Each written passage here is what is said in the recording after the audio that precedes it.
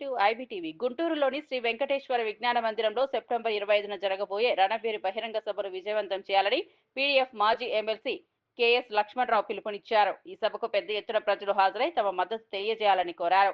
రణబేరి సభ ద్వారా ప్రజల సమస్యలను ప్రస్తావించి ప్రభుత్వంపై ఒత్తిడి తీసుకురావడం లక్ష్యమని తెలిపారు. ఆంధ్రప్రదేశ్ ఆధ్వర్యంలో సెప్టెంబర్ 15 నుండి 19 వరకు రాష్ట్రంలో వివిధ ప్రాంతాల్లో పెద్ద ఎత్తున రణబేరి యాత్ర జరిగింది. ఊహించని స్పందన. ఉపాధ్యాయులు అనేక వేల మంది ఖచ్చితంగా ఈ రెండు అవసరం అని ఈ రణబేరి యాత్రకి పూర్తి స్పందన వెలిబుచ్చారు.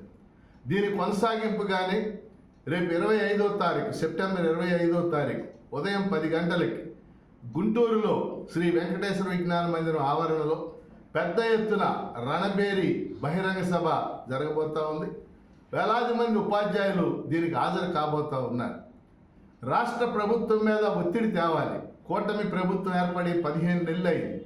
ఈ 15 నెలలు విద్యారంగానికి సంబంధించిన కార్యకలాపాలన్నీ సాల్ట్ పథకానికి అనుగుణంగానే చేసి, సాల్ట్ పథకం ప్రపంచ బ్యాంక్ పథకం మనందరికీ తెలుసు.